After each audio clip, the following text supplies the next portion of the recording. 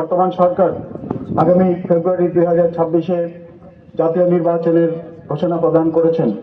এই নির্বাচনে সশস্ত্র বাহিনীর প্রতিটি সদস্যের ভূমিকা হবে অত্যন্ত গুরুত্বপূর্ণ। আমি আপনাদেরকে এই মর্মে আশ্বস্ত করতে চাই, বাংলাদেশ নৌবাহিনীর প্রতিটি সদস্য এই জাতীয় নির্বাচনে তাদের গুরুত্বপূর্ণ ভূমিকা এবং একটি অবাধ, সুষ্ঠু ও নিরপেক্ষ নির্বাচন অনুষ্ঠানের লক্ষ্যে সরকার এবং নির্বাচন কমিশনকে সার্বিক সহায়তা প্রদান করবে ইনশাআল্লাহ। চট্টগ্রাম বন্দরের নিউ মরিন কন্টেইনার টার্মিনাল পরিচালনার দায়িত্ব চট্টগ্রাম ড্রাই ডক লিমিটেডের উপর সরকার ন্যস্ত করেছে এবং অতি অল্প সময়ের মধ্যে কন্টেইনার হ্যান্ডলিং এর সংখ্যা উল্লেখযোগ্য হারে বৃদ্ধি পেয়েছে। এতে গতিশীলতা এসেছে আমাদের সামগ্রিক অর্থনীতিতে। নৌবাহিনীর অপারেশনাল সক্ষমতা বৃদ্ধির পাশাপাশি মানব সম্পদ উন্নয়ন ও সেবামূলক কাজেও উৎকর্ষতা বৃদ্ধির পদক্ষেপ নেওয়া হয়েছে।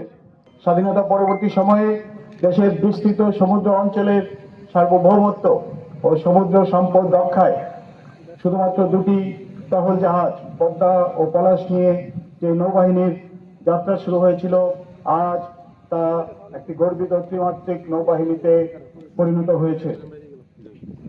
আমাদের নৌবাহিনীতে যুক্ত হয়েছে আধুনিক যুদ্ধ জাহাজ, যুদ্ধ বিমান, হেলিকপ্টার এবং সাবমেরিন।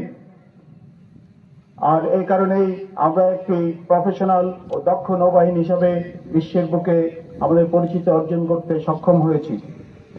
সম্মানিত অতিথিবৃন্দ, ইতিহাস পর্যালোচনায় দেখা যায় পৃথিবীর যে সকল দেশ সমুদ্র সম্পদ ব্যবহার করে উন্নতির চেষ্টা করেছে, তুলনামূলকভাবে দ্রুত গতিতে তারা তাদের অর্থনৈতিক অগ্রগতি সাধন করতে সক্ষম হয়েছে।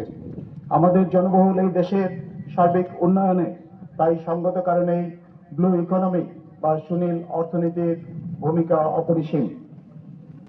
স্বাধীনতার পর হতে আমাদের বিস্তৃত সমুদ্র এলাকায় সার্বভৌমত্ব রক্ষার পাশাপাশি বিপুল সমুদ্র সম্পদের সুরক্ষায় বাংলাদেশ নৌবাহিনী মেরিটাইম গার্ডিয়ান হিসাবে কাজ করে যাচ্ছে। বর্তমানে আমাদের নৌবাহিনীর সক্ষমতা বৃদ্ধির অংশ হিসেবে আধুনিক যুদ্ধ জাহাজ, যুদ্ধ সরঞ্জাম ও প্রযুক্তি সংযোজনের প্রচেষ্টা অব্যাহত রয়েছে।